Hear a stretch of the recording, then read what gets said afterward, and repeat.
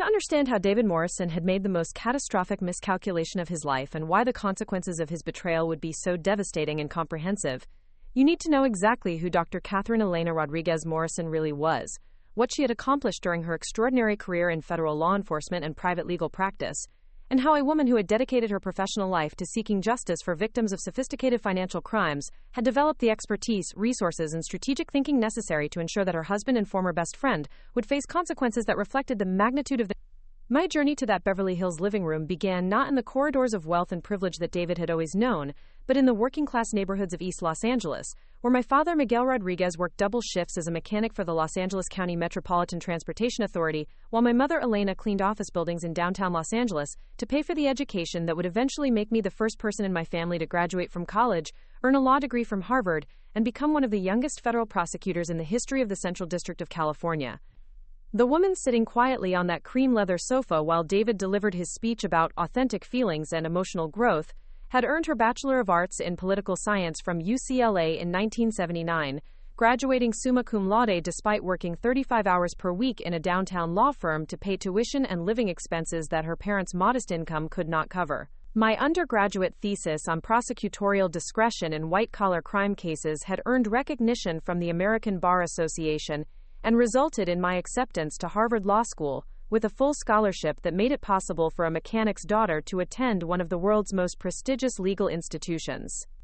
My law school years at Harvard from 1979 to 1982 had been transformative in ways that extended far beyond academic achievement into personal growth and professional preparation that would enable me to succeed in the male-dominated world of federal prosecution, where intelligence, determination, and strategic thinking were valued above social connections or family wealth. My participation in the Harvard Law Review, my work with the school's legal aid clinic, and my summer internships with the Department of Justice had provided exposure to the complex legal and procedural challenges that characterized federal criminal prosecution, while building relationships with professors and practitioners who would become mentors and advocates throughout my career. The friendship I had developed with Michael Chen during our law school years had been based on shared intellectual curiosity, complementary study habits, and mutual respect for each other's analytical capabilities and ethical standards. Our study partnership had been legendary among our classmates, not just for our academic success, but for our ability to challenge each other's thinking and develop legal arguments that were more sophisticated and persuasive than either of us could have created independently. Michael's background as the son of Chinese immigrants who had built a successful restaurant business in San Francisco's Chinatown had given him perspective on the intersection of family expectations, professional achievement, and social responsibility that resonated with my own experience as a first-generation college graduate whose success carried the hopes and dreams of parents who had sacrificed everything to provide opportunities their own generation had never enjoyed. Our law school friendship had been purely platonic, focused on academic collaboration and professional development rather than romantic interest, but it had created bonds of trust and intellectual compatibility that would prove invaluable decades later when circumstances brought us together again under very different conditions. Michael's decision to pursue a career in California's federal court system while I entered prosecution had created geographic and professional separation, but we had maintained contact through holiday cards, occasional phone calls, and the professional networks that connected Harvard law graduates throughout their careers.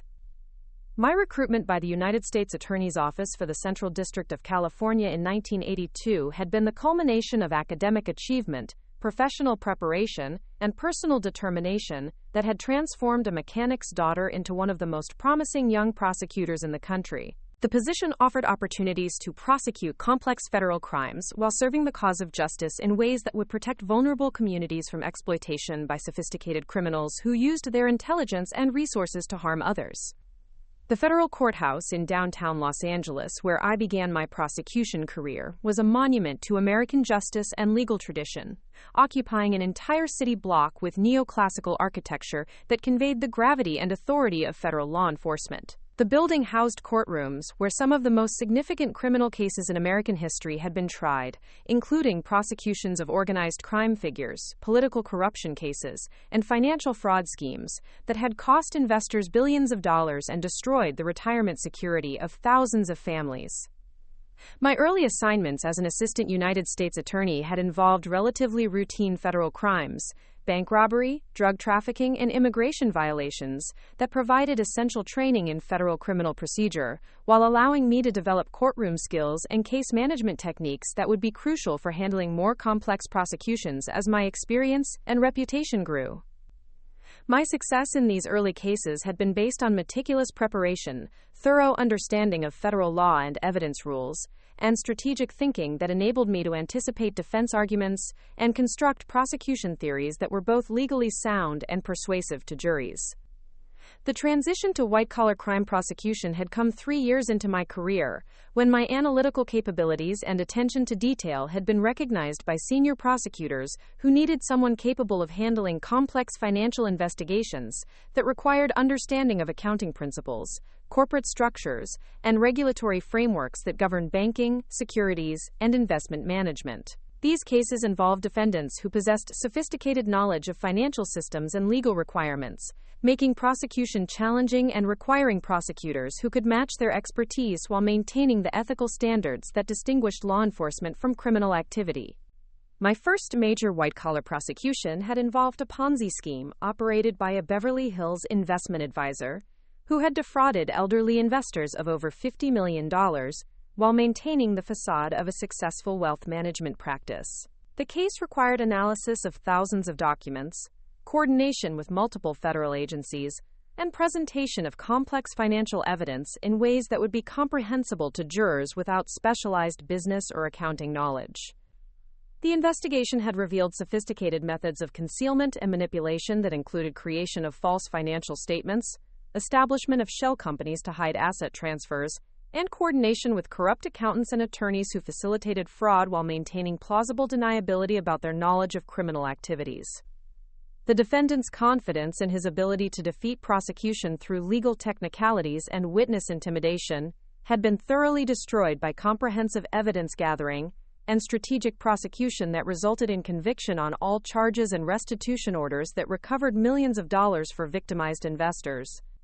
This early success had established my reputation as a prosecutor capable of handling complex financial cases while maintaining the human focus that remembered that white-collar crimes caused real suffering to real people whose trust had been violated by criminals who exploited their expertise and social positions to steal from vulnerable victims. My approach combined technical legal expertise with emotional intelligence that enabled effective communication with victims, witnesses, and jurors who needed to understand both the legal significance and human impact of sophisticated criminal schemes.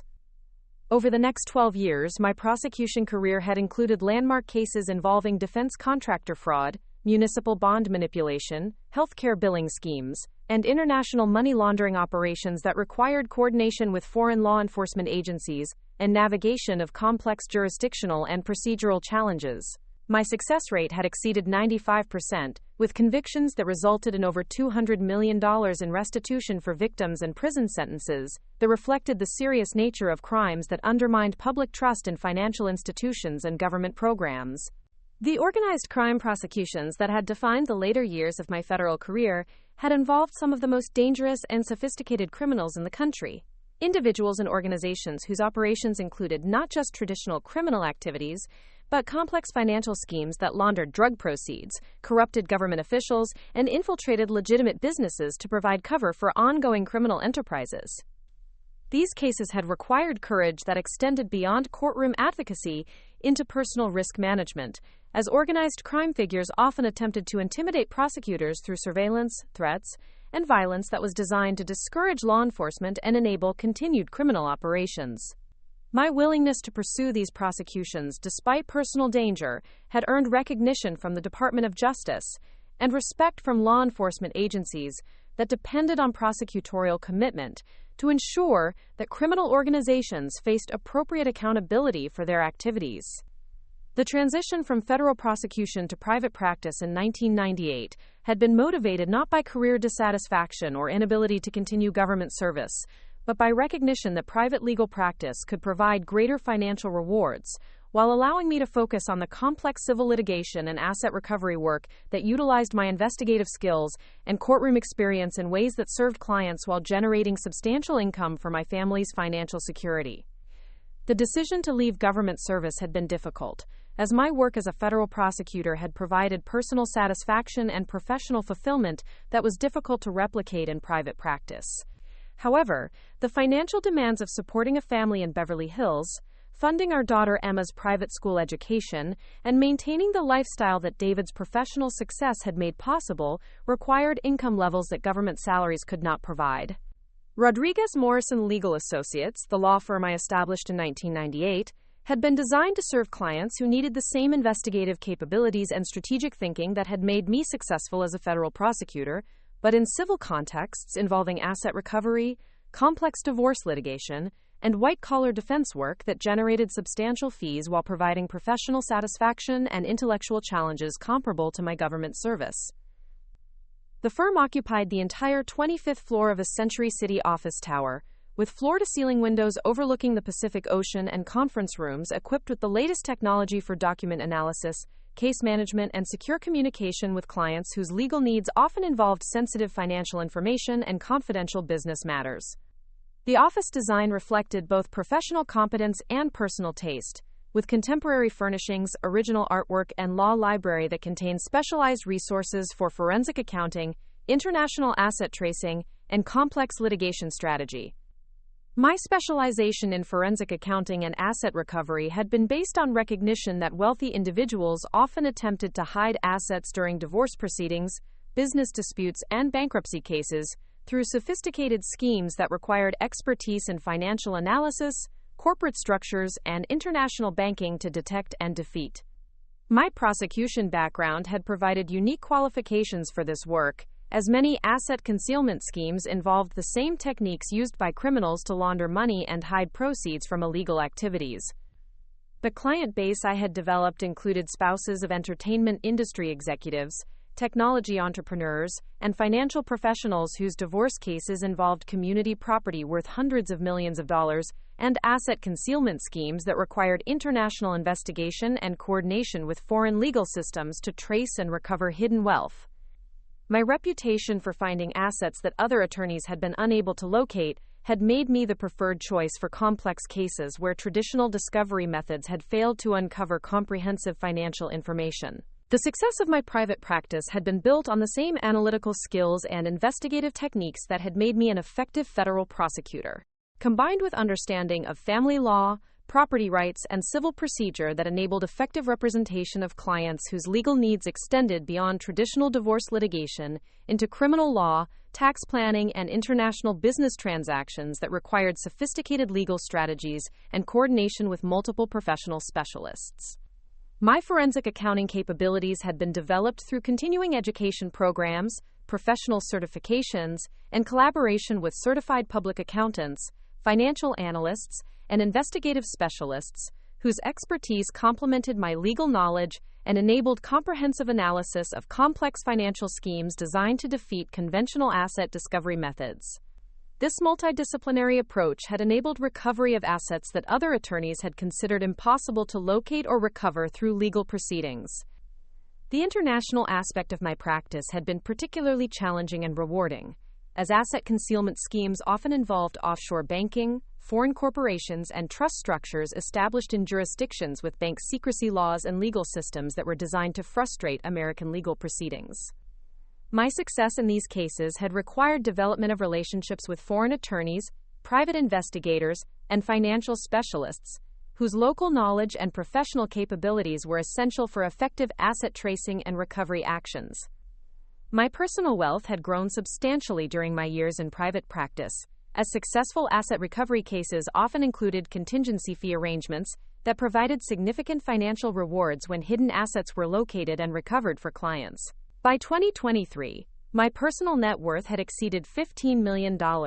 including real estate investments, stock portfolios, and retirement accounts that provided financial independence and security that would enable me to pursue legal strategies without concern for the economic consequences of extended litigation or professional retaliation from opponents.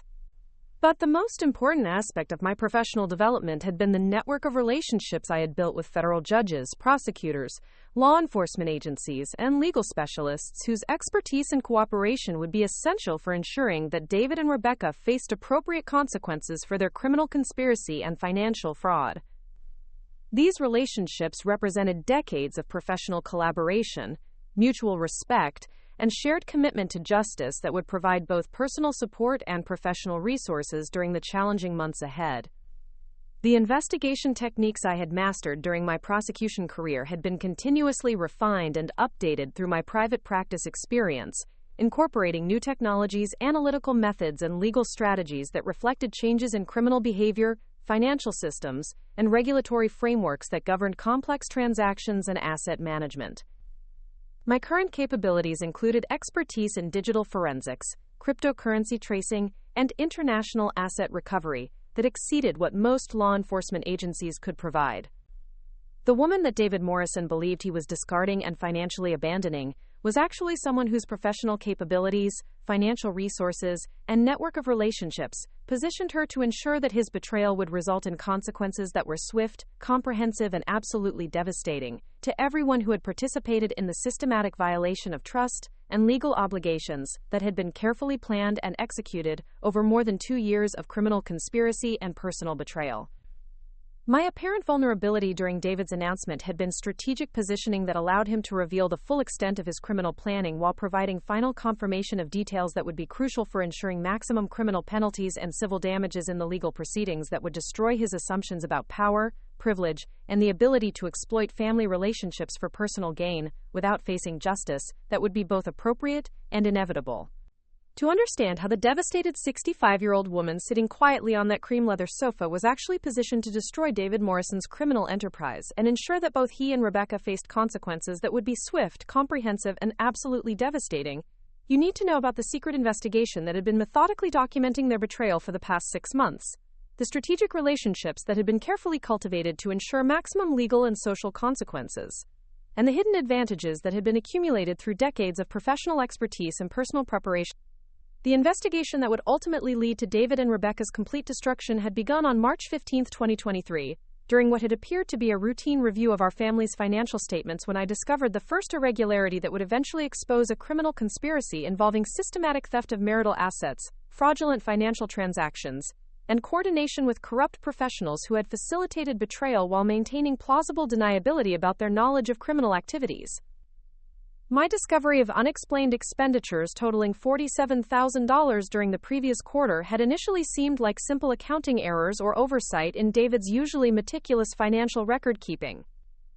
The charges appeared to be legitimate business expenses, consulting fees, travel costs, and professional services that were consistent with his wealth management practice and the kind of expenditures that his high-net-worth clients often required for complex financial planning and investment management services.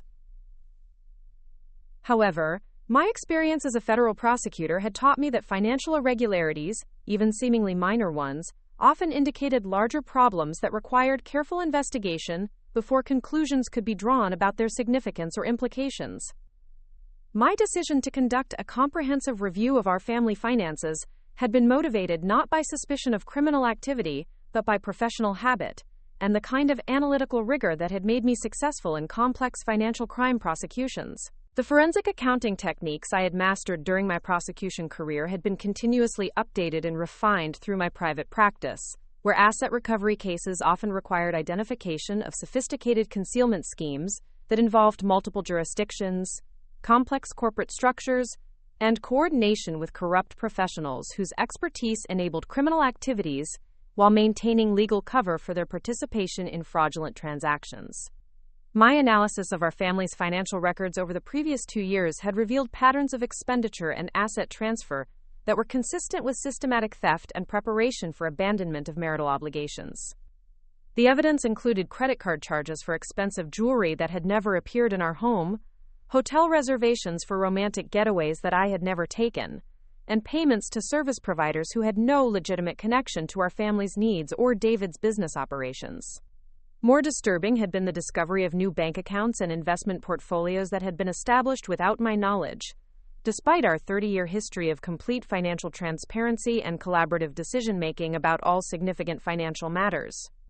These accounts contained transfers from our joint assets totaling over $380,000, representing systematic diversion of marital property to accounts that David controlled exclusively, and that appeared to be preparation for departure and abandonment of family obligations.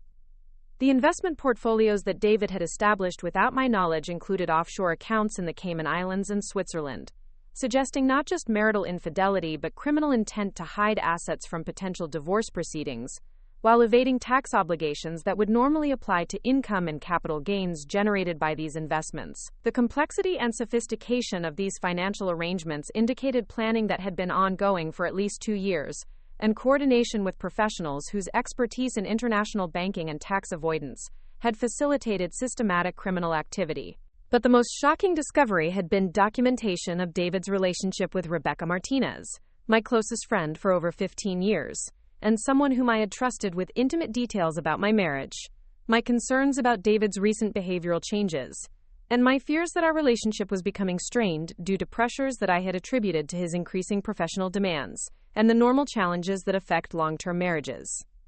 Rebecca Martinez had been part of our social circle since 2008, when she had been hired as a family court mediator for Los Angeles County Superior Court, and had quickly established herself as one of the most skilled and respected professionals in her field. Her expertise in family law, her understanding of complex financial issues, and her ability to facilitate communication between divorcing spouses had made her valuable for high-conflict cases involving substantial assets and emotional trauma that required careful management to protect children and ensure equitable outcomes.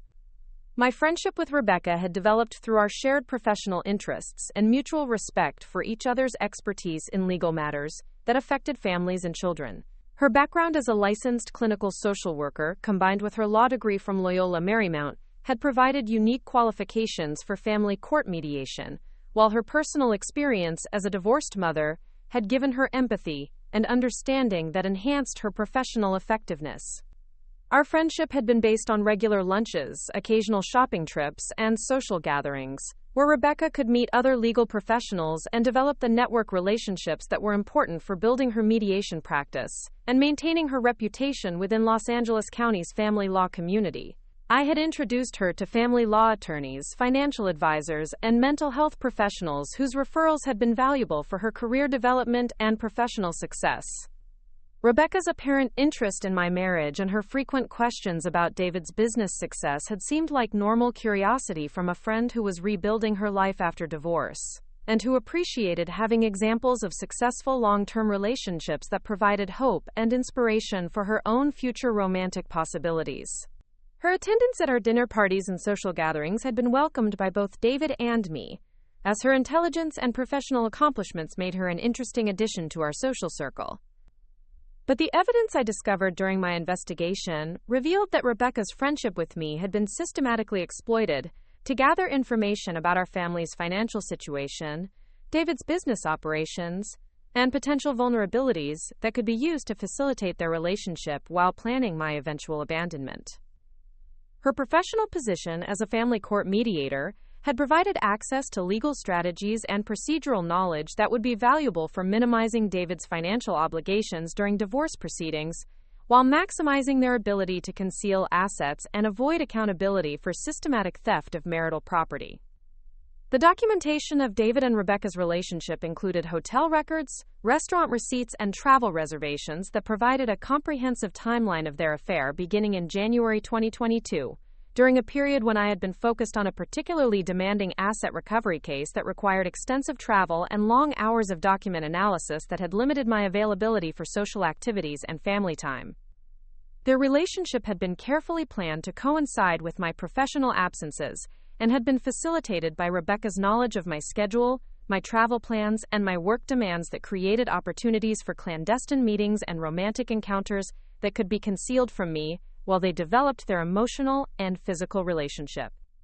More disturbing had been the discovery that their affair had been combined with systematic planning for financial theft and my abandonment, including coordination with corrupt attorneys and financial advisors who had provided advice about asset concealment, tax avoidance, and legal strategies that would minimize David's obligations while maximizing their ability to enjoy stolen marital property without facing appropriate legal consequences. The evidence I had gathered included recorded conversations between David and Rebecca, where they discussed their plans to manipulate my emotions, exploit my trust, and coordinate their departure with criminal schemes that would enable them to steal marital assets while making it difficult for me to pursue legal remedies or recover stolen property through conventional divorce proceedings. These recordings, obtained through surveillance equipment installed in David's office and our family vehicles, had captured explicit admissions of criminal intent and detailed planning for systematic betrayal that would provide irrefutable evidence for both criminal prosecution and civil recovery actions, designed to ensure complete justice and appropriate punishment for their conspiracy against family security and legal obligations. But the most important advantage I possessed was the relationship with federal judge Michael Chen that had been renewed 6 months earlier, transforming a decades-old friendship into a romantic partnership that provided both personal happiness and professional advantages that would be crucial for ensuring that David and Rebecca faced maximum legal consequences for their criminal activities. Michael Chen had contacted me in April 2023, 3 weeks after my discovery of David's financial irregularities, to invite me to lunch and catch up on the 30 years that had passed since our law school graduation. His call had come at a time when I was beginning to suspect that my marriage was facing serious challenges, and his invitation had provided welcome distraction from the growing evidence that David was involved in activities that threatened our family's financial security and emotional welfare.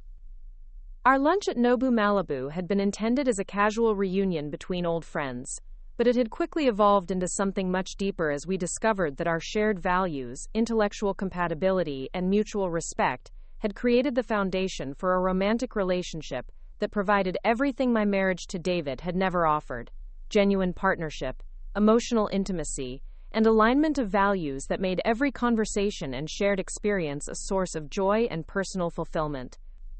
Michael's background as a federal judge whose career had been built on integrity, intellectual honesty, and commitment to justice represented everything that David Morrison was not. His appointment to the federal bench in 2018 had been the culmination of 25 years as one of Los Angeles's most respected prosecutors and defense attorneys,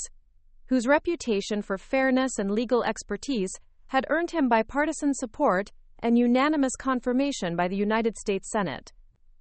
Judge Chen's courtroom in the federal courthouse in downtown Los Angeles had become the setting for some of the most significant criminal cases in the Central District of California, including prosecutions of public corruption, organized crime, and complex financial fraud that required judicial expertise and procedural knowledge that few judges possessed. His reputation for managing complex cases while ensuring fair proceedings for all parties had made him the preferred judge for high-profile prosecutions and civil cases involving sophisticated legal issues.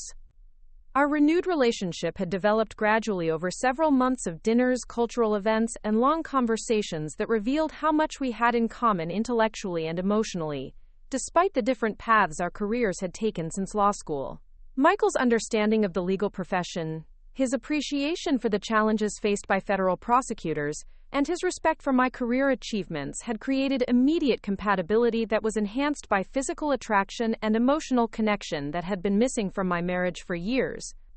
Michael's knowledge of my investigation into David's criminal activities had provided valuable advice about evidence gathering, legal procedures, and strategic considerations that would be important for ensuring that criminal prosecution and civil recovery actions would be successful and comprehensive. His position as a federal judge prevented direct involvement in my case, but his general guidance about federal criminal law and procedure had been invaluable for developing effective strategies and avoiding procedural mistakes that could compromise the investigation or limit the consequences that David and Rebecca would face. The decision to accept Michael's marriage proposal in August 2023 had been based on recognition that our relationship provided the personal happiness and intellectual partnership that I had always wanted but had never experienced during my marriage to David. Our engagement had been kept secret to protect the investigation and avoid alerting David to changes in my personal circumstances that might prompt him to accelerate his departure or take steps to conceal evidence of his criminal activities. The wedding planning that had been conducted in complete secrecy had included coordination with the Beverly Hills Hotel for a reception in the same ballroom where David and I had been married 30 years earlier, symbolizing not just my new beginning but the complete reversal of fortunes that would soon transform David's moment of apparent triumph into the beginning of consequences that would destroy his freedom, reputation, and financial security.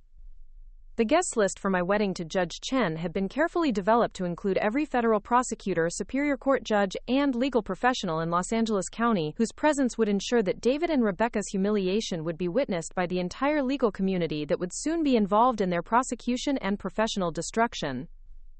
The timing of our wedding had been coordinated with the anticipated completion of the criminal investigation and the filing of federal charges that would ensure that our celebration would coincide with their arrest and public exposure.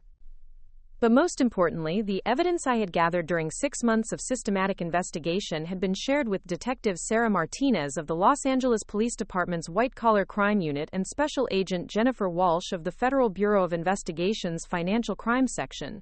whose review of the documentation had confirmed that David and Rebecca's activities constituted federal crimes including wire fraud, money laundering, conspiracy to defraud, and violation of fiduciary duties that carried potential sentences of 15 to 20.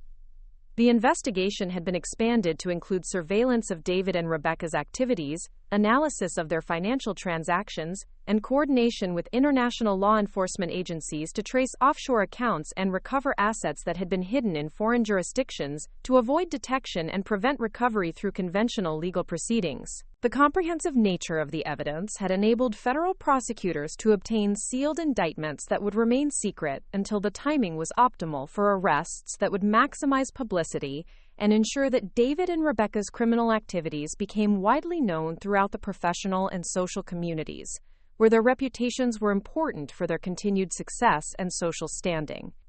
The search warrants that had been prepared for simultaneous execution at David's office, our family home, and Rebecca's residence would ensure that any remaining evidence would be preserved and that all assets connected to their criminal conspiracy would be identified and seized to prevent dissipation and ensure maximum recovery for victims of their fraudulent schemes.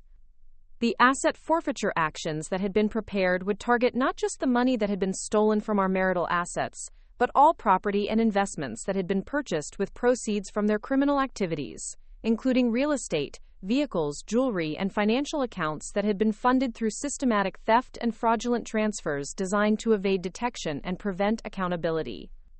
But the most satisfying aspect of the investigation had been the coordination with media outlets and legal publications that would ensure comprehensive coverage of David and Rebecca's arrests, criminal charges, and eventual convictions that would destroy their professional reputations and make it impossible for them to continue their careers in financial services and family law, where trust and integrity were essential for client relationships and professional success. The elegant ivory wedding invitations that would be delivered to David and Rebecca exactly 2 weeks after David's announcement would represent not just my personal happiness and new beginning, but the ultimate demonstration that betrayal carries consequences, and that some people should never underestimate a federal prosecutor who has spent decades ensuring that criminals face appropriate accountability for their choices and violations of trust that harm innocent victims who deserve justice and protection from exploitation by sophisticated criminals who abuse positions of trust. The woman sitting quietly on that cream leather sofa while David delivered his speech about authentic feelings and emotional growth was actually someone whose professional capabilities, financial resources, network of relationships, and strategic preparation positioned her to ensure that his betrayal would result in consequences that were swift, comprehensive, and absolutely devastating to everyone who had participated in the systematic violation of trust and legal obligations that would soon be exposed through criminal prosecution and civil recovery actions that would serve as a model for protecting other families from similar. Quote, "The living room where David delivered his carefully rehearsed speech about authentic feelings and emotional growth was a testament to the sophisticated life we had created together. 20-foot vaulted ceilings with exposed wooden beams imported from a 16th-century monastery in Tuscany, floor-to-ceiling windows that framed panoramic views of the Los Angeles basin stretching from downtown to the Pacific Ocean, and furnishings that represented decades of careful curation and shared aesthetic decisions that had transformed our house into a showcase of refined taste and financial success. The Persian rugs beneath our feet had been selected during our 20th anniversary trip to Istanbul, where we had spent 2 weeks exploring ancient markets and building relationships with master craftsmen whose families had been creating these works of art for generations. The hand-woven silk and wool masterpieces that now graced our marble floors represented not just expensive decorative choices, but memories of shared adventures, and the kind of cultural experiences that had enriched our marriage and created bonds that I had believed were unbreakable. The Steinway baby grand piano that dominated one corner of the living room carried even deeper emotional significance. It was the instrument where our daughter Emma had practiced for countless hours during her childhood, developing the musical skills that had earned her acceptance to Stanford's pre-med program with a music minor. The piano bench still contained sheet music from Emma's high school recitals, and the polished ebony surface displayed silver-framed photographs of our family's musical milestones. From Emma's first piano lesson at age 5, to her performance at Carnegie Hall's Young Artist Showcase during her senior year of high school. The built-in mahogany bookshelves that lined 3 walls of the living room contained the intellectual foundations of our respective careers. My complete collection of Harvard Law Review publications from my law school years, federal criminal procedure manuals, and case law references that had supported my 15-year career as a federal prosecutor, alongside David's extensive library of financial literature, investment strategy guides, and first edition works by economic theorists whose principles had guided his success in managing private wealth. These bookshelves also housed our photo albums documenting 30 years of marriage, from our wedding at the Beverly Hills Hotel in 1993 to family vacations in Europe, Asia, and South America that had been possible because of our combined professional success and shared commitment to creating experiences that would enrich our lives and strengthen our bond as partners in both marriage and career advancement. The leather-bound albums contained thousands of photographs showing what appeared to be a couple whose love had deepened over time and whose partnership had enabled both personal happiness and professional achievement. David Morrison, standing confidently beside the marble fireplace imported from a Venetian palazzo, was impeccably dressed in his custom-tailored navy Tom Ford suit that cost more than most people's monthly salary, Italian leather shoes handcrafted by Berluti artisans, and a platinum Patek Philippe watch that had been my gift to him for our 25th anniversary.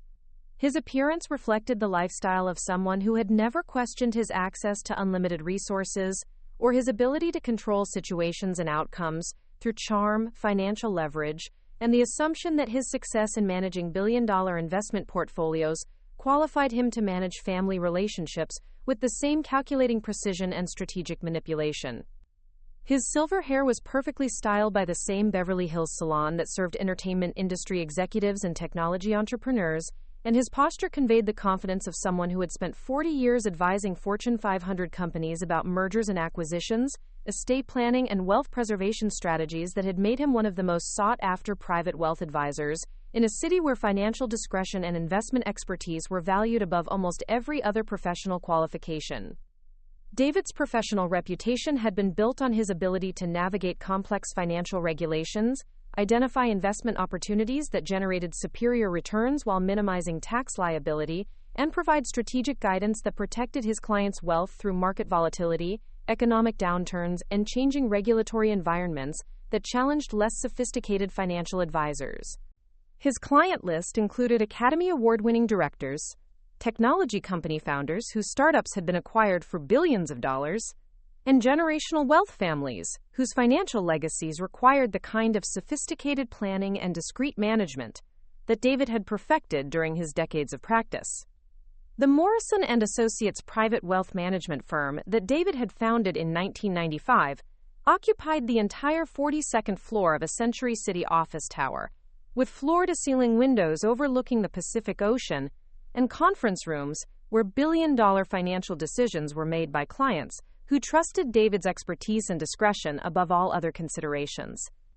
The firm's reputation for generating consistent returns while maintaining absolute confidentiality had made it the preferred choice for high-profile clients who needed financial services that could withstand public scrutiny while protecting their privacy and minimizing their exposure to litigation or regulatory investigation. David's success had been built on his Harvard MBA education, his early experience with Goldman Sachs and Merrill Lynch, and his transition to private wealth management, where his combination of technical expertise and personal charm had enabled him to build long-term relationships with clients whose net worth often exceeded $100 million, and whose financial complexity required the kind of sophisticated strategies that only the most skilled advisors could provide effectively. But what made David's confidence particularly dangerous that October evening was his complete misunderstanding of the woman he was attempting to deceive and abandon. His assumption that 30 years of marriage had given him comprehensive knowledge of my capabilities and resources reflected the same kind of arrogance that had enabled him to believe he could conduct a 2-year affair with my best friend without consequences or accountability. The 65-year-old woman sitting quietly on our cream leather sofa, apparently devastated by his announcement, was actually Dr. Catherine Elena Rodriguez Morrison, Harvard Law School class of 1982, former federal prosecutor who had built her 15-year government career, destroying sophisticated financial criminals and white-collar offenders who believed their intelligence, resources, and social connections could protect them from justice. My professional experience included successful prosecutions of organized crime figures, corrupt politicians, defense contractors who defrauded the government, and financial predators whose schemes had cost investors hundreds of millions of dollars.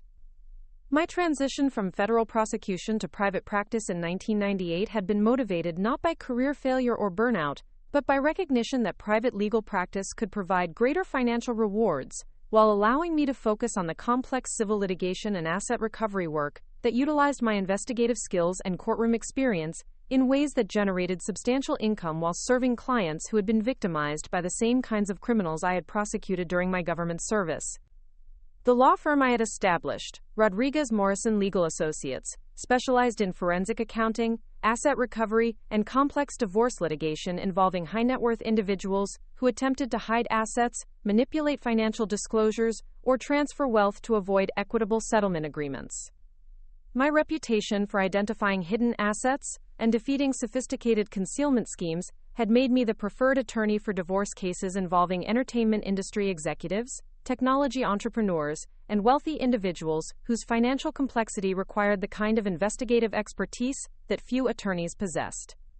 My success in private practice had been built on the same analytical skills and investigative techniques that had made me an effective federal prosecutor, combined with deep understanding of financial markets, accounting principles, and legal strategies that enabled me to trace hidden assets through complex networks of shell companies, offshore accounts, and trust structures designed to defeat conventional discovery methods. My clients included spouses of billionaire technology founders, entertainment industry moguls, and financial executives whose attempts to hide marital assets had been systematically exposed and recovered through litigation strategies that combined legal expertise with forensic accounting and international asset tracing. The apparent passivity I was displaying during David's announcement was not shock, heartbreak, or confusion about his intentions, but strategic patience as I allowed him to reveal the full extent of his arrogance and criminal planning, while confirming details about his relationship with Rebecca that would be crucial for the criminal prosecution and civil recovery actions that would follow his complete miscalculation of whom he was attempting to deceive and financially abandon. The conversation that David believed would result in a quiet, dignified divorce settlement and his seamless transition to a new life with my former best friend was actually the final piece of evidence I needed to activate legal and financial mechanisms that had been carefully prepared during 6 months of investigation, documentation, and strategic planning that would strip him of everything he thought he had secured through manipulation and financial fraud.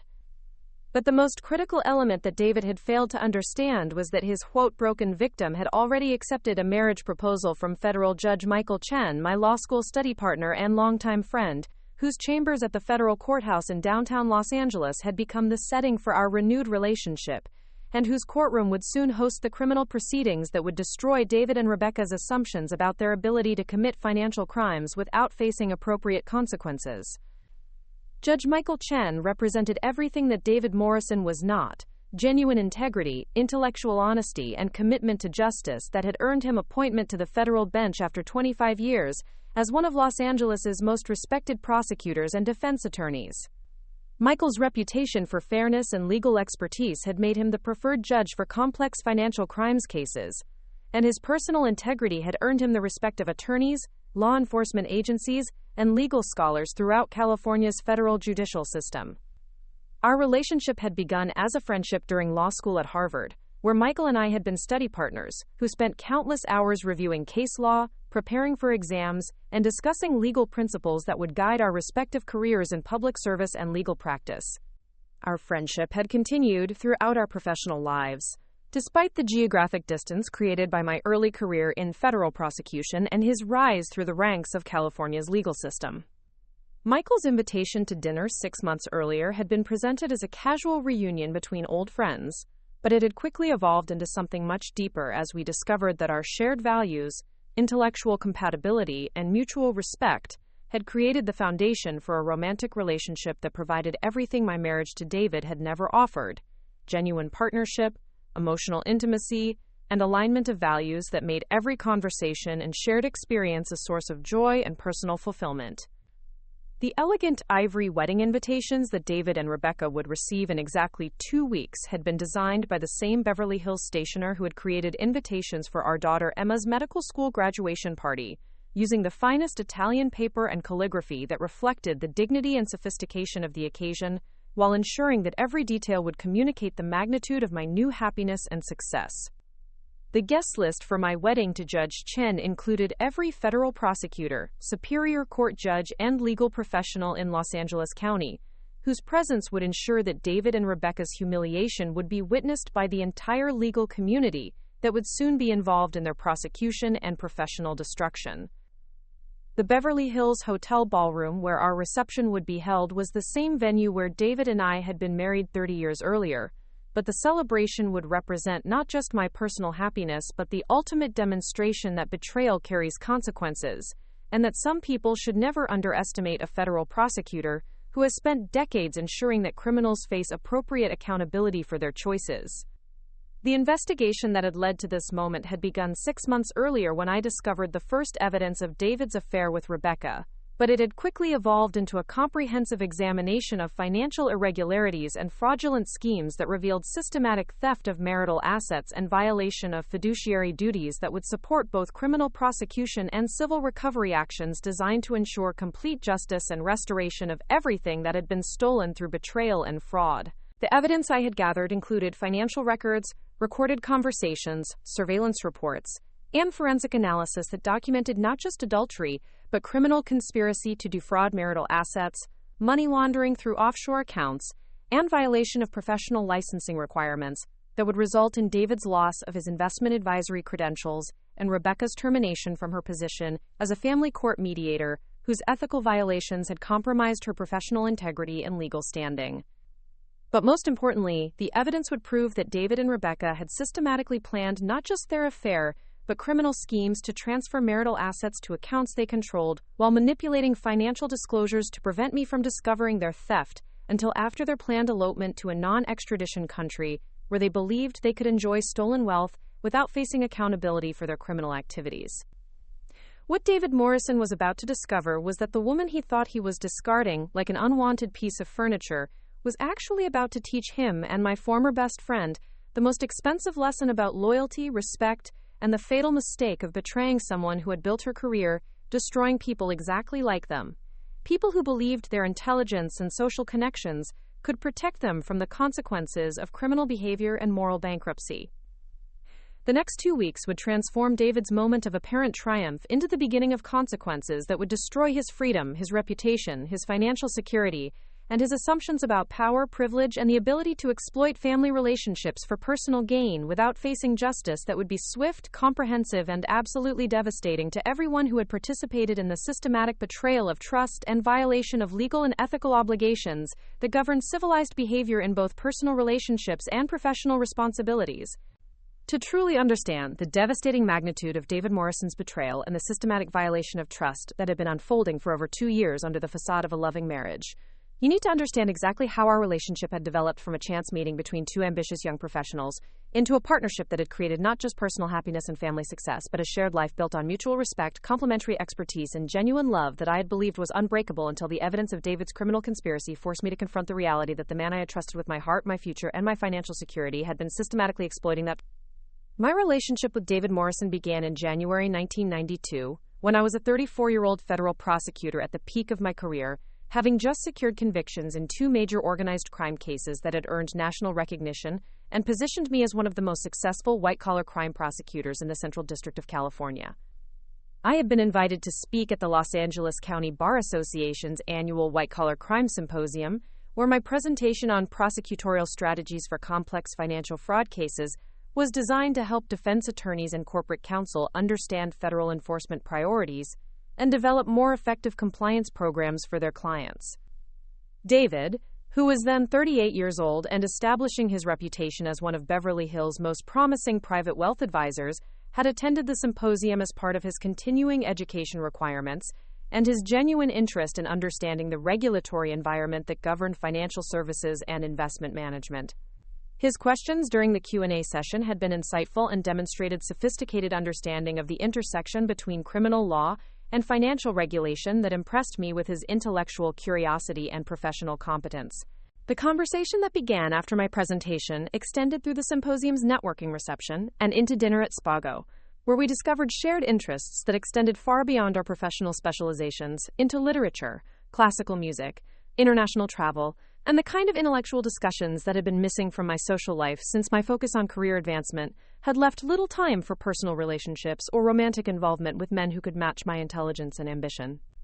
David's background as the son of a successful orthopedic surgeon and a classical pianist had provided him with exposure to both intellectual achievement and artistic refinement that resonated with my own appreciation for education, culture, and the pursuit of excellence in professional and personal endeavors. His Harvard MBA and early experience with prestigious Wall Street investment banks had given him credentials and expertise that I respected, while his decision to establish an independent practice in Los Angeles reflected entrepreneurial ambition and risk tolerance that I admired.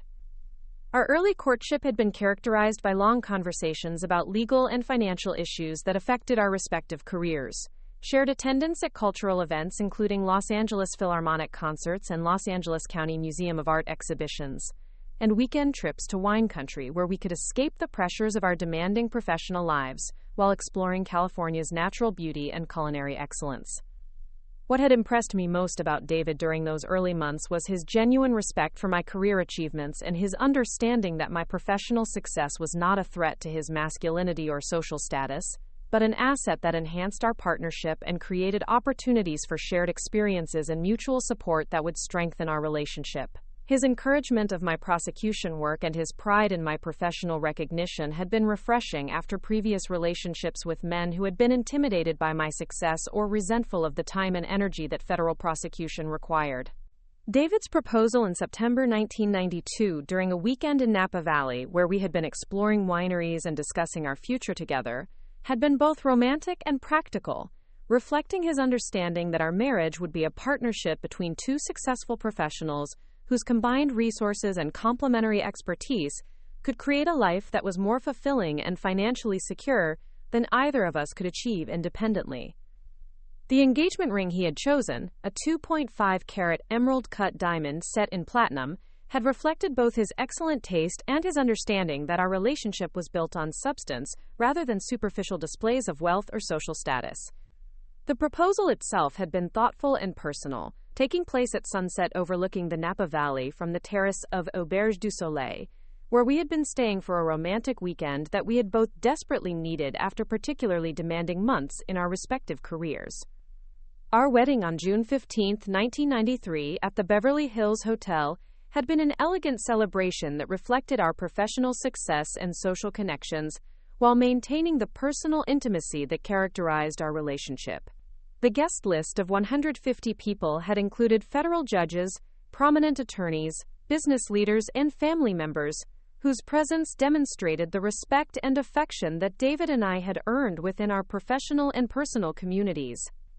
The ceremony itself had been conducted by Federal District Judge Margaret Washington, my former mentor, and one of the first African American women appointed to the federal bench in California, whose willingness to officiate reflected her belief that our marriage represented a partnership that would contribute positively to both the legal profession and the broader community.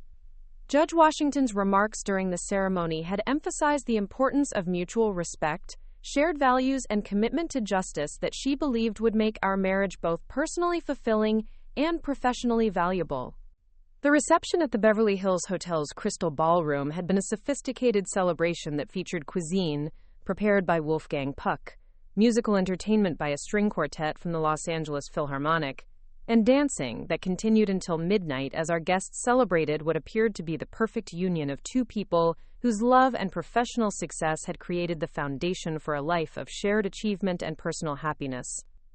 Our honeymoon in Italy had been a 3-week journey through Tuscany and Rome that combined cultural exploration with romantic intimacy in settings that provided both relaxation and inspiration for our future together. We had stayed at luxury hotels and private villas, explored Renaissance art and architecture, and enjoyed culinary experiences that reflected our shared appreciation for excellence and beauty in all aspects of life. The early years of our marriage had been characterized by professional growth and personal happiness that exceeded both of our expectations. My prosecution career continued to flourish with landmark cases that earned national recognition, while David's wealth management practice grew rapidly, as his reputation for discretion and expertise attracted high-net-worth clients who appreciated his sophisticated approach to investment strategy and financial planning. Our decision to purchase the Beverly Hills mansion in 1998 had represented both a practical investment and a symbolic commitment to creating a home that would reflect our shared success and provide the foundation for the family we were planning to start. The house had required extensive renovation to meet our standards for both aesthetic beauty and functional excellence, providing opportunities for collaborative decision-making that strengthened our partnership while creating a showcase for our taste and financial achievement. The birth of our daughter Emma in 1999 had been the culmination of our shared dreams for family happiness and the beginning of a new chapter that transformed our marriage from a partnership between two career-focused professionals into a family unit that provided meaning and purpose beyond individual achievement. Emma's arrival had required adjustments in both of our career priorities, but had also created bonds of love and shared responsibility that deepened our relationship and provided motivation for continued success in our respective fields. David's role as a father had been everything I had hoped for, and more. His patience with Emma's needs, his involvement in her daily care, and his obvious joy in her presence had demonstrated character traits that reinforced my belief that our marriage was built on genuine compatibility and shared values that would sustain our relationship through all of life's challenges and opportunities. The decision for me to transition from federal prosecution to private practice had been made jointly, based on our shared recognition that my government salary was insufficient to support the lifestyle we wanted to provide for Emma, while maintaining our financial goals for retirement security and wealth accumulation. David's encouragement and support during this career transition had been unwavering, and his connections within the legal and business communities had been valuable for establishing my private practice and attracting the high-quality clients who would make my firm successful. The establishment of Rodriguez Morrison Legal Associates had been truly a family enterprise, with David providing both financial backing and business advice that enabled rapid growth and market positioning that exceeded our most optimistic projections.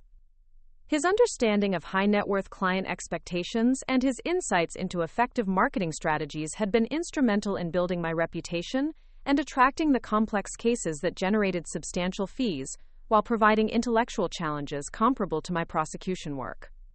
Emma's childhood had been enriched by advantages that our combined success made possible: private school education at Crossroads School in Santa Monica, piano lessons that revealed her exceptional musical talent, summer camps and educational programs that developed her interests in science and medicine, and family travel that exposed her to different cultures and broadened her perspective on global opportunities and responsibilities.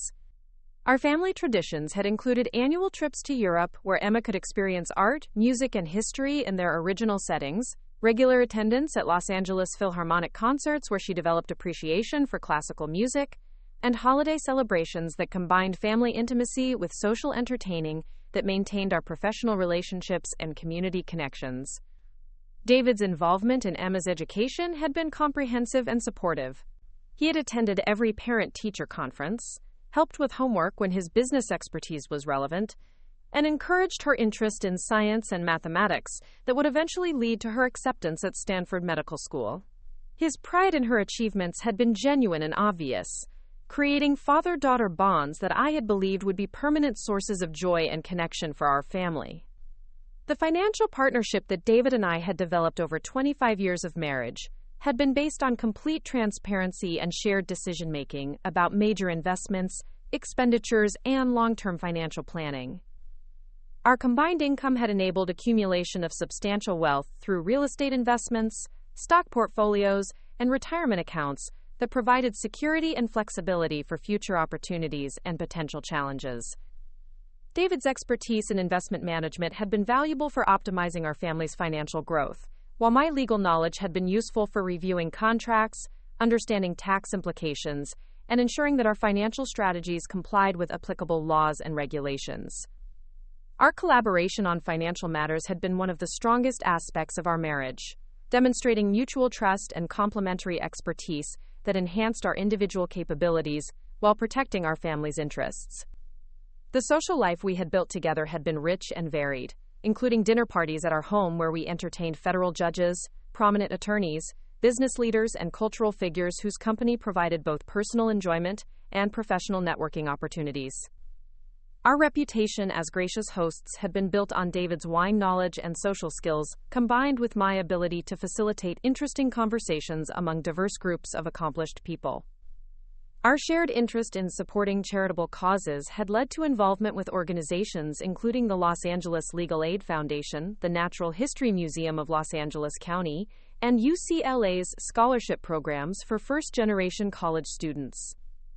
Our annual charitable contributions had reflected both our financial success and our commitment to giving back to communities and institutions that had supported our own achievements. The travel that had been such an important part of our marriage had taken us to 6 continents, where we had experienced different cultures, cuisines, and landscapes, while creating memories that strengthened our bond and provided shared references for ongoing conversations and future planning.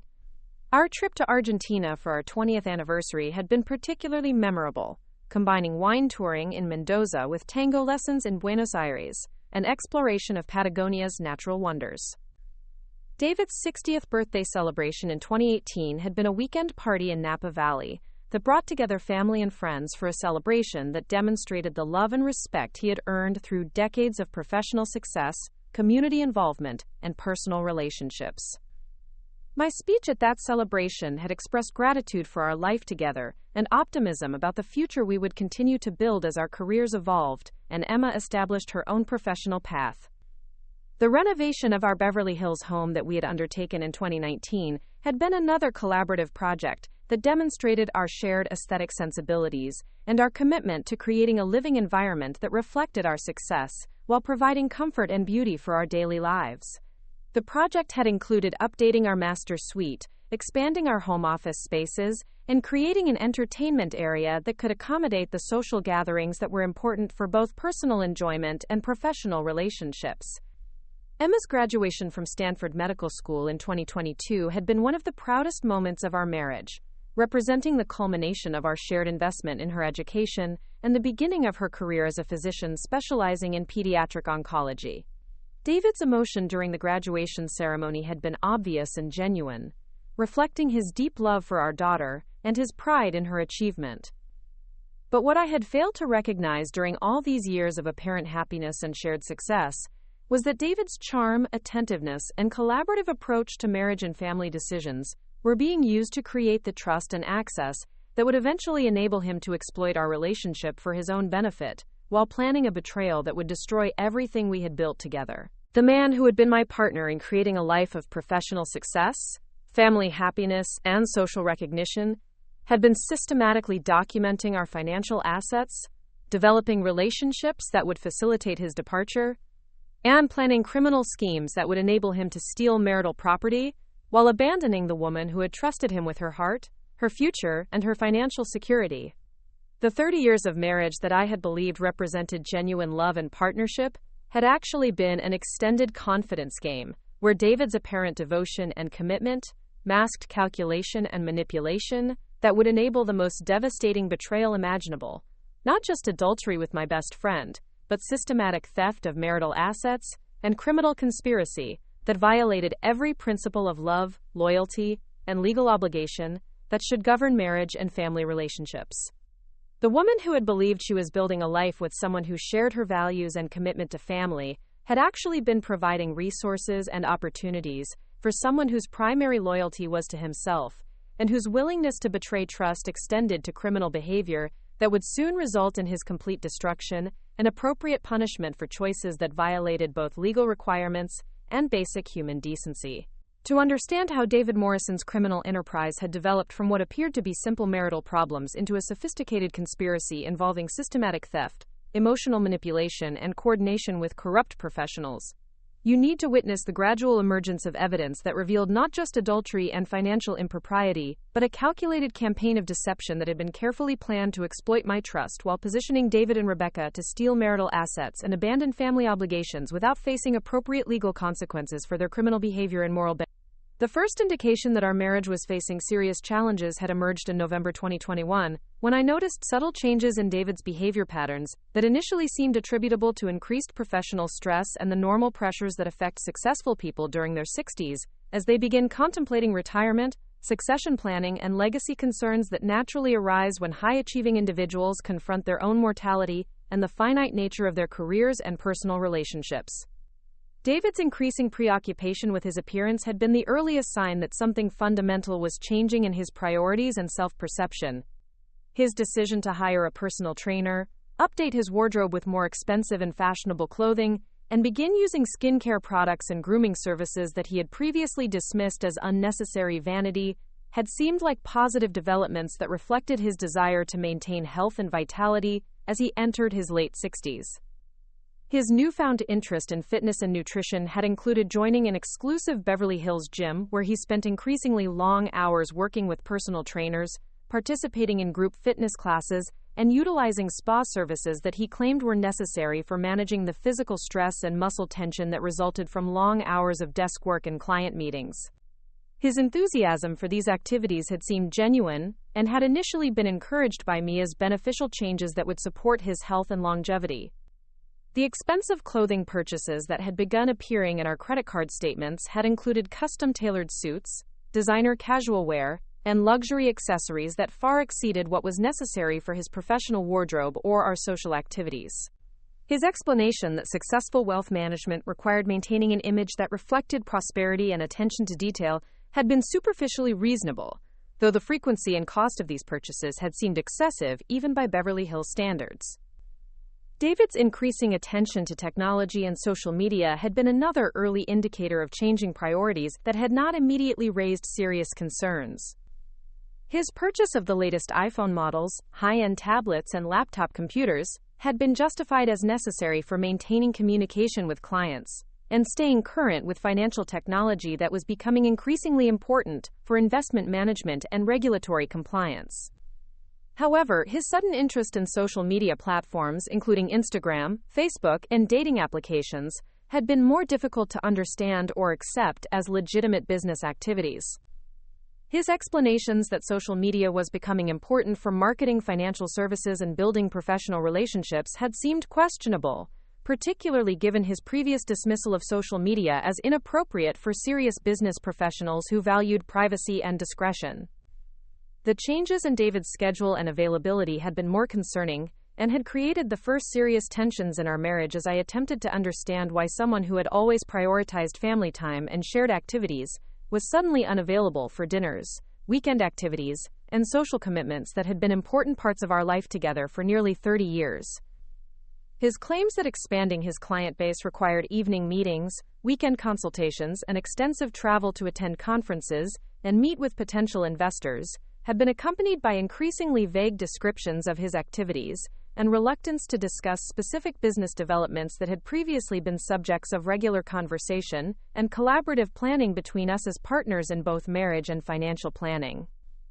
The business trips that had become frequent components of David's schedule had included destinations and purposes that seemed inconsistent with his wealth management practice and established client relationships. His travel to cities including Las Vegas, Miami, and New York had been explained as necessary for attending industry conferences, meeting with potential partners, and exploring new investment opportunities that could benefit his existing clients and expand his practice into new markets.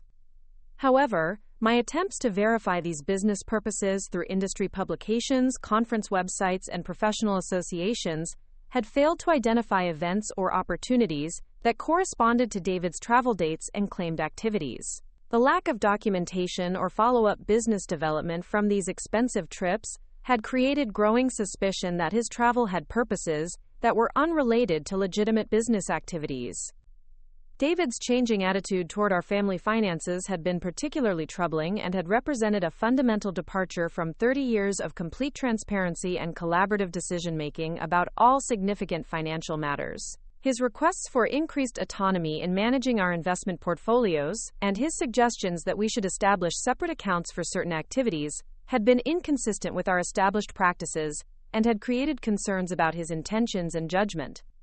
His explanations that complex investment strategies required flexibility and discretion that could be compromised by joint account requirements had been technically plausible but emotionally unsatisfying, particularly given our successful history of collaborative financial management and my own expertise in forensic accounting and asset analysis that made me well qualified to understand and evaluate any legitimate investment strategies he might propose.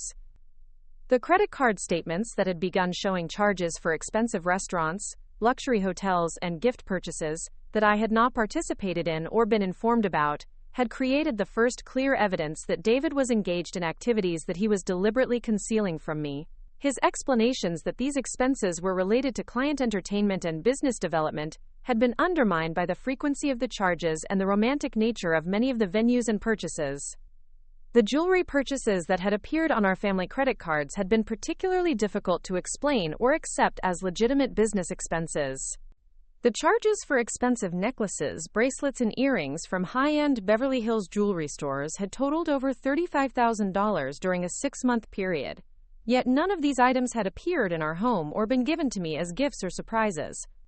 David's claim that these purchases were investment pieces that he was holding for potential appreciation had been contradicted by the types of jewelry purchased, which were primarily fashion pieces rather than investment quality items that would be expected to appreciate in value. His inability to provide documentation of these purchases or explain where the items were being stored had been the first clear indication that his explanations were false and that the jewelry was being given to someone else.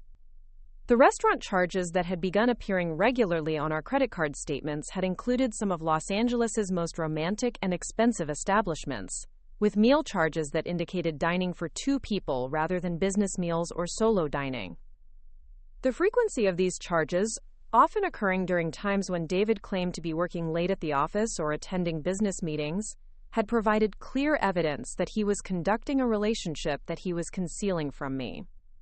My discovery of hotel charges for luxury establishments in Beverly Hills, Santa Monica, and Malibu had been the most disturbing evidence of David's deception and had confirmed that his changed behavior was related to an extramarital relationship rather than legitimate business activities or personal problems that could be addressed through communication and counseling.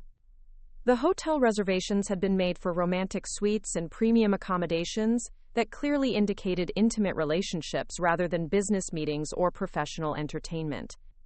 The timing of these reservations, often corresponding to periods when I was traveling for work or attending professional conferences, had demonstrated careful planning and coordination that suggested systematic deception rather than impulsive behavior or temporary problems. David's reaction to my questions about these unexplained expenses had been defensive and hostile, representing a fundamental change from our usual pattern of open communication and collaborative problem-solving when issues arose in our marriage or family life. His accusations that I was being suspicious and controlling had been particularly hurtful given our 30-year history of mutual trust and financial transparency. His suggestions that my prosecutorial background had made me overly suspicious and that my questioning of his expenses was inappropriate, interference in his business activities, had been attempts to manipulate my emotions and deflect attention from his criminal behavior by characterizing my legitimate concerns as personality flaws or professional deformation that was damaging our marriage. But the most shocking discovery had been David's establishment of secret bank accounts and investment portfolios that represented systematic diversion of marital assets to accounts that he controlled exclusively. My forensic analysis of our family finances had revealed transfers totaling over $380,000 from our joint accounts to new accounts that had been established without my knowledge or consent. These financial transfers had been carefully structured to avoid triggering automatic reporting requirements and had been disguised as legitimate business expenses, investment transactions, and account management fees that would not normally require detailed explanation or documentation. The sophistication of these schemes had demonstrated knowledge of banking regulations and financial reporting requirements that indicated consultation with professionals who had provided advice about asset concealment and tax avoidance strategies.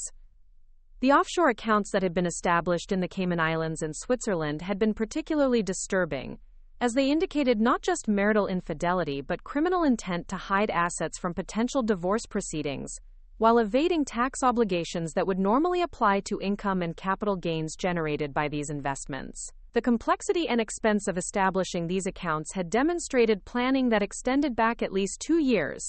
and coordination with international banking specialists, whose expertise was typically utilized by wealthy individuals seeking to avoid legal obligations and regulatory oversight. My investigation of David's professional activities had revealed additional evidence of criminal behavior that extended beyond marital infidelity into systematic violation of his fiduciary duties as a licensed investment advisor and his obligations under federal securities laws and regulations governing professional conduct in the financial services industry. The client accounts that David managed through Morrison and Associates had been used as sources for unauthorized loans and asset transfers that had funded his personal expenses and enabled his lifestyle during the period when he was conducting his affair and planning his departure from our marriage. These transactions had violated fundamental principles of fiduciary responsibility and had exposed his clients to financial losses while generating personal benefits that constituted embezzlement under both state and federal law. The documentation I had discovered in David's office files had included correspondence with Rebecca Martinez that revealed not just their personal relationship, but their coordination in planning criminal activities that would enable their departure while minimizing legal consequences and maximizing their ability to enjoy stolen assets without facing appropriate accountability for their criminal behavior. Rebecca's knowledge of family law procedures and her understanding of asset concealment strategies had been valuable for developing plans that would exploit weaknesses in California's divorce laws while taking advantage of her professional position to influence proceedings and limit my ability to recover marital assets that had been systematically stolen and hidden through complex financial transactions.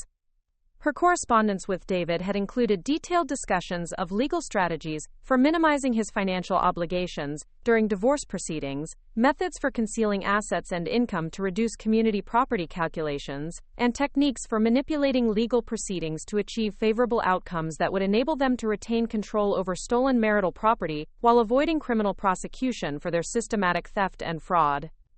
The recorded conversations that I had obtained through surveillance equipment installed in David's office and vehicles had provided explicit evidence of criminal intent and detailed planning for systematic betrayal that would be crucial for ensuring criminal prosecution and civil recovery actions. These recordings had captured admissions of theft, discussions of asset concealment strategies, and planning for departure that demonstrated comprehensive criminal conspiracy rather than impulsive adultery or simple marital problems. David's statements during these recorded conversations had included explicit descriptions of his theft from client accounts, his coordination with Rebecca in planning asset concealment, and his intentions to abandon our marriage while retaining control over marital assets that had been systematically transferred to accounts he controlled exclusively. His casual attitude toward criminal behavior and his obvious lack of remorse for betraying family trust had demonstrated character defects that made him unsuitable for any position involving fiduciary responsibilities or management of other people's financial resources.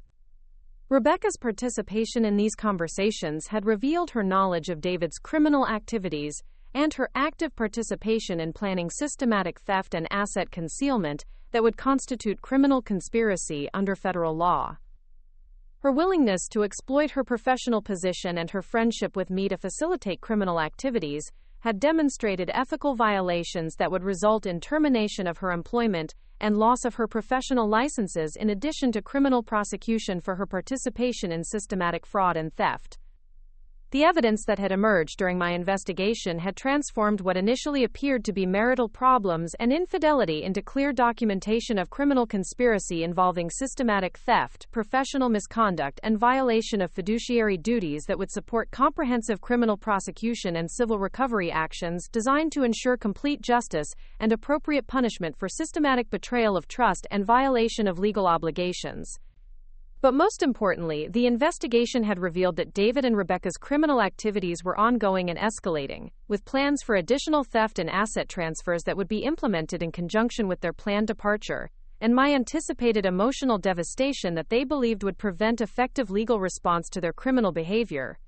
The woman they believed they were exploiting and abandoning was actually conducting the most comprehensive investigation of marital and financial betrayal that would soon result in their complete destruction, while serving as a model for protecting other families from similar criminal exploitation by trusted individuals who abuse their positions and relationships for personal gain at the expense of vulnerable victims who deserve justice and protection from sophisticated criminals who violate both legal requirements and basic human decency. As David Morrison finished his carefully rehearsed speech about authentic feelings and emotional growth, standing confidently beside our marble fireplace with the satisfied expression of someone who believed he had successfully manipulated a devastating situation to his advantage, he remained completely unaware that the next 5 minutes would transform his moment of apparent triumph into the beginning of consequences that would destroy his freedom, his reputation, his financial security, and every assumption he had ever made about power, privilege, and the ability to exploit family relationships for personal gain without facing swift and comprehensive justice. "David," I said quietly, rising from the cream leather sofa where I had been sitting in apparent devastation while he delivered his announcement about leaving me for my best friend. "Before you finalize any plans for your new life with Rebecca, there are a few financial and legal matters that we need to discuss, particularly regarding the $380,000 in marital assets that you've systematically stolen over the past 2 years, and the federal charges that will be filed against both of you within the next 48 hours. The effect of my words was immediate and devastating. David's confident posture collapsed, his face went pale, and his eyes showed the panic of someone whose carefully concealed criminal activities were being exposed in the worst possible circumstances. The transformation from arrogant confidence to desperate fear was so dramatic that it would have been amusing if the circumstances hadn't been so serious and the consequences so life-altering for everyone involved.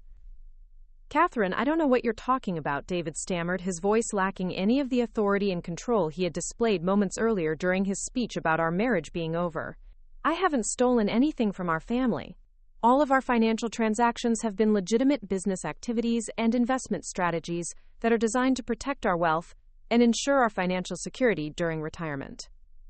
David's attempt to characterize systematic theft as investment strategies was exactly the response I had anticipated and prepared for during my 6 months of evidence gathering and legal coordination. His claim that the offshore accounts, secret transfers, and unauthorized asset movements were legitimate business activities was about to be thoroughly refuted by comprehensive documentation that would prove criminal intent and systematic violation of both state and federal laws.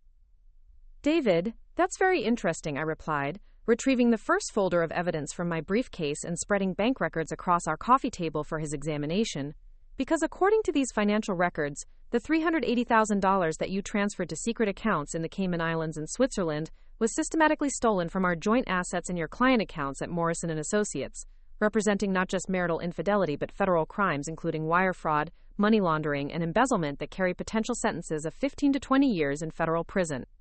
The bank records I displayed provided irrefutable evidence of David's criminal enterprise, showing the complete trail of money from our marital assets and his client accounts to offshore jurisdictions, where the funds had been hidden to avoid detection and prevent recovery through conventional legal proceedings.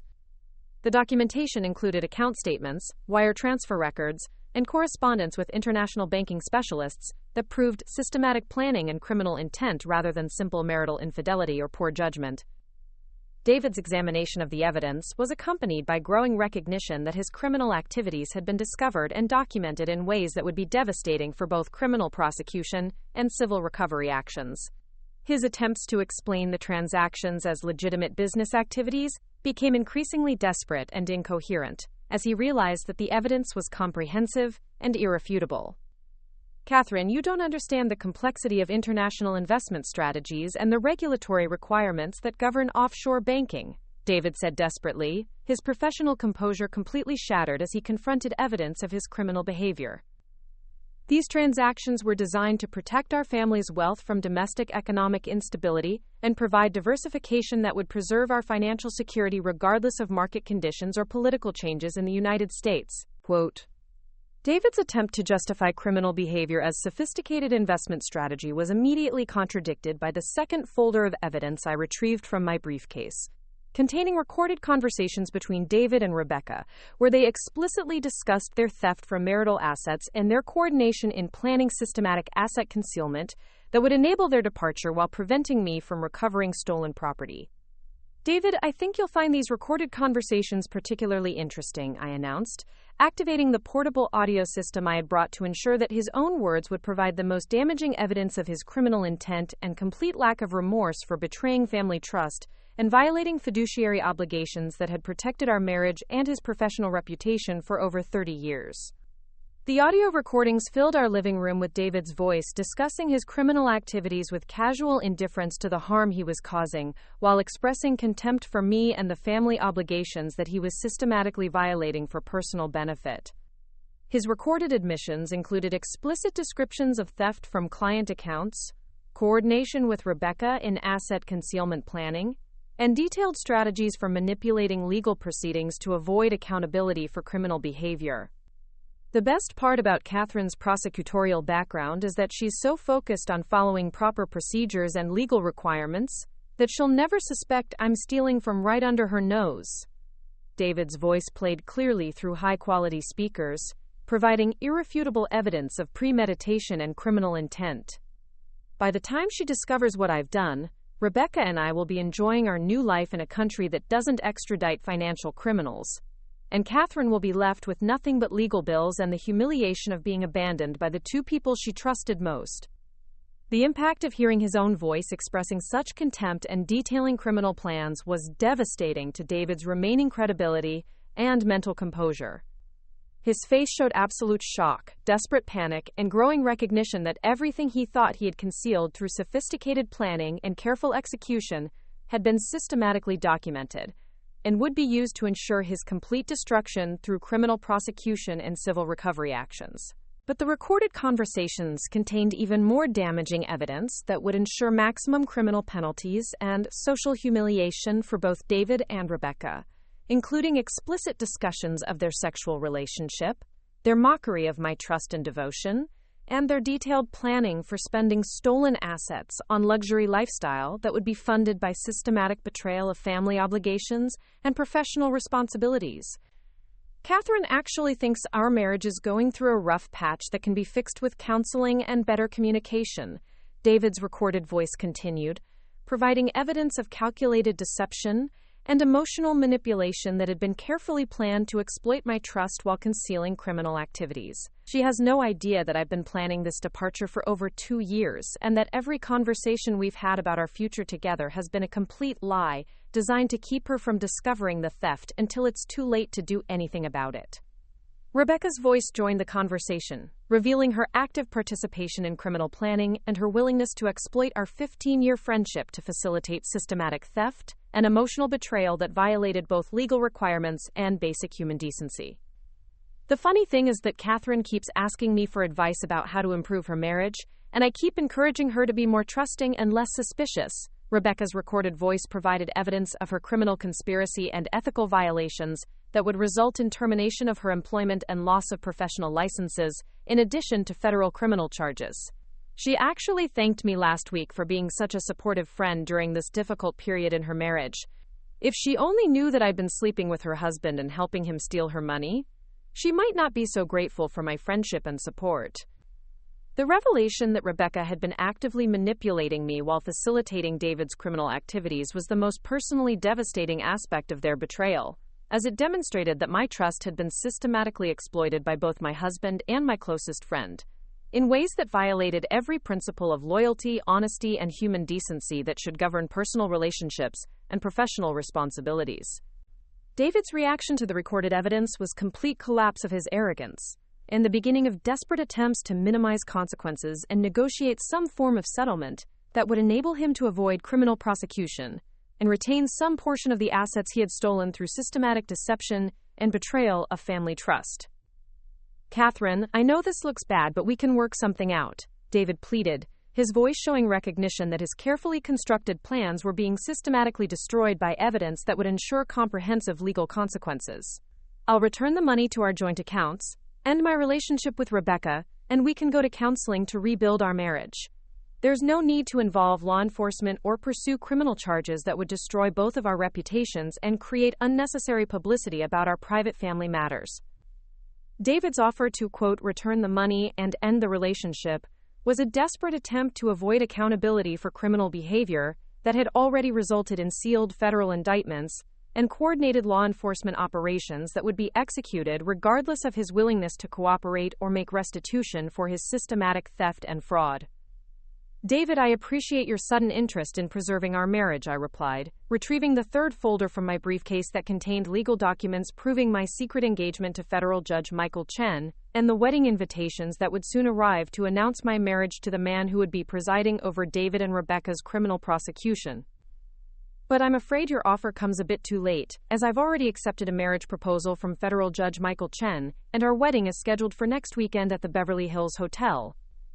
The wedding invitations I spread across our coffee table were elegant ivory cardstock with gold embossing that announced my marriage to Judge Chen at the same venue where David and I had been married 30 years earlier. The symbolism was deliberate and devastating. Our marriage would be celebrated in the same location where David had once promised to love and honor me. But this time, the celebration would represent my triumph over his betrayal and the beginning of genuine happiness with someone who possessed the integrity and commitment that David had never actually offered. "This is impossible," David whispered, staring at the wedding invitations that proved his complete miscalculation of my emotional state and my strategic response to his betrayal. "You can't be getting married next weekend. You're supposed to be devastated by my departure. You're supposed to be begging me to reconsider and work on our marriage. This has to be some kind of manipulation or desperate attempt to make me jealous." David's inability to accept that I had not only survived his betrayal but had used the time he spent planning my destruction to build a new life with someone infinitely superior to him reflected his fundamental misunderstanding of my character, capabilities, and resources. His assumption that his departure would leave me helpless and desperate demonstrated the same arrogance that had enabled his criminal activities and would soon result in his complete destruction.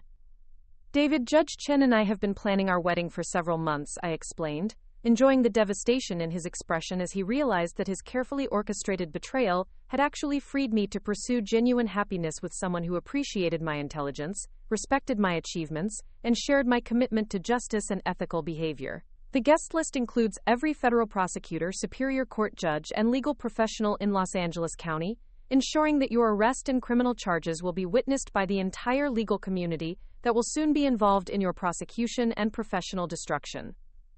The guest list I showed David included names of federal judges, prominent prosecutors, and legal professionals whose presence at my wedding would ensure that his humiliation would be complete and his criminal activities would become widely known throughout the professional community, where his reputation had been built over decades of apparent success and respectability. "But most importantly, David," I continued, retrieving my phone to make the call that would activate the law enforcement operations that had been carefully coordinated for this moment, "Judge Chen will be presiding over your criminal trial, where the evidence I've gathered will ensure that you and Rebecca face the maximum possible penalties for your systematic betrayal of trust and violation of federal laws that govern fiduciary responsibilities and financial transactions." Quote, "My call connected me with Special Agent Jennifer Walsh of the Federal Bureau of Investigation, whose team had been waiting for my signal to execute arrest warrants and begin asset seizure operations that would recover every dollar of stolen money, while ensuring that David and Rebecca faced immediate consequences for their criminal conspiracy and systematic theft of marital and client assets." "Agent Walsh, this is Dr. Catherine Morrison," I said, my voice carrying clearly across our living room, where David sat in stunned disbelief, while the reality of his situation became clear. "I'm ready to provide the final evidence and testimony we discussed for the immediate arrest of David Morrison and Rebecca Martinez on federal charges related to their conspiracy to commit wire fraud, money laundering, and embezzlement of client and marital assets totaling over $380,000. The mention of federal arrests and criminal charges was the final revelation that destroyed any remaining hope David might have had for avoiding consequences or negotiating some form of settlement that would allow him to escape accountability for his systematic criminal behavior and moral bankruptcy. Within 20 minutes of my phone call, federal agents and financial crimes investigators arrived at our Beverly Hills mansion to execute arrest warrants, begin comprehensive asset seizure operations, and collect additional evidence that would ensure successful prosecution and maximum penalties for systematic betrayal of trust and violation of fiduciary obligations that had endangered both family security and client assets. David's arrest in our living room, where he had attempted to implement his plan for my financial and emotional abandonment, was broadcast live on Los Angeles business news networks, ensuring that his criminal activities became immediately known throughout the financial services community, where his professional reputation had been built through decades of apparent competence and trustworthiness. Rebecca's simultaneous arrest at her family court mediation office was equally public and humiliating, as federal agents executed search warrants and asset seizure orders, while her colleagues and supervisors witnessed the destruction of her professional reputation and the exposure of ethical violations that had corrupted her position and compromised her ability to serve families and children who depended on her integrity and competence. The criminal prosecution that followed resulted in David's conviction on 14 federal charges and 8 state charges, leading to his sentence of 18 years in federal prison without possibility of parole, followed by 5 years of supervised probation during which his financial activities would be monitored and restricted to prevent future criminal behavior. Rebecca received a sentence of 12 years in federal prison for her participation in the conspiracy, followed by permanent disbarment and loss of all professional licenses that had enabled her career in family law and mediation. The civil recovery actions resulted in the seizure of all assets that had been purchased with stolen funds, including David's secret offshore accounts, real estate investments, luxury vehicles, and personal property that contained over $1.2 million in marital and client money that was recovered and returned to legitimate owners. The comprehensive asset forfeiture ensured that David and Rebecca would emerge from prison with no financial resources and would face lifelong restrictions on their ability to obtain credit, professional licenses, or employment in positions involving financial responsibility. But most importantly, for my personal happiness and future security, my marriage to federal Judge Michael Chen the following weekend was a celebration of genuine love, intellectual partnership, and shared commitment to justice that provided everything my marriage to David had never offered. Our wedding at the Beverly Hills Hotel was attended by over 200 guests from the legal and judicial communities, whose presence demonstrated the respect and affection that Michael and I had earned through decades of professional service and personal integrity. The wedding invitations that David and Rebecca received while in federal custody awaiting trial served as the ultimate demonstration that betrayal carries consequences, and that their systematic violation of trust had not only failed to achieve their objectives but had resulted in my complete triumph and their absolute destruction. The elegant ivory cards announcing my marriage to Judge Chen represented not just personal happiness, but the victory of justice over criminal conspiracy, and the protection of innocent victims from sophisticated predators who exploit positions of trust for personal gain. Thompson Industries not only survived the exposure of David's criminal activities, but became a model for family business integrity and ethical leadership that attracted new clients and business opportunities throughout the manufacturing sector. The lessons learned from David's prosecution were implemented by businesses and professional organizations throughout California as best practices for preventing and detecting financial fraud and protecting family assets from criminal exploitation by trusted insiders. 3 years after David's conviction and imprisonment, I received a letter from him in federal prison that contained no expression of remorse for his crimes or concern for the harm he had caused, but instead complained about the unfairness of his prosecution and maintained that his theft had been strategic asset management that would have benefited our family if I hadn't interfered with his financial planning. His complete lack of remorse and continued self-justification confirmed that our investigation and prosecution had been absolutely necessary to protect not only our family, but other potential victims from his criminal behavior, while ensuring that he faced consequences that reflected the severity of his betrayal and the systematic nature of his crimes against vulnerable people who had trusted him with their financial security and emotional welfare. The 65-year-old woman that David Morrison had attempted to humiliate and financially abandon in our Beverly Hills living room had demonstrated that experience, preparation, and legal authority were infinitely more powerful than criminal sophistication, professional connections, and the assumption that advanced age automatically meant diminished capability or reduced influence in matters involving millions of dollars and the futures of families whose economic security depended on ethical leadership and responsible stewardship of financial resources. The single conversation that destroyed David Morrison's criminal enterprise and secured justice for his systematic betrayal of family trust had required 6 months of careful investigation, strategic planning, and coordination with law enforcement agencies, but the satisfaction of watching him led away in handcuffs while our daughter Emma and I celebrated the preservation of our family's integrity and my new marriage to someone who truly deserved my love and trust was worth every hour of effort and every dollar of resources that had been invested in ensuring that justice was served and that David faced consequences that would prevent him from ever again exploiting positions of trust for personal gain at the expense of vulnerable people who deserve protection from financial predators. And the lesson for families throughout the country was clear. Trust must be earned through demonstrated integrity and accountability, financial transparency must be comprehensive and continuous, and anyone who betrays family trust and fiduciary responsibilities will face consequences that reflect the severity of their crimes against the people whose economic security and emotional welfare depend on ethical behavior and responsible stewardship of resources that represent hopes, dreams, and financial security of everyone connected to successful families and businesses that serve their communities with integrity and commitment to values that transcend personal profit and individual advantage.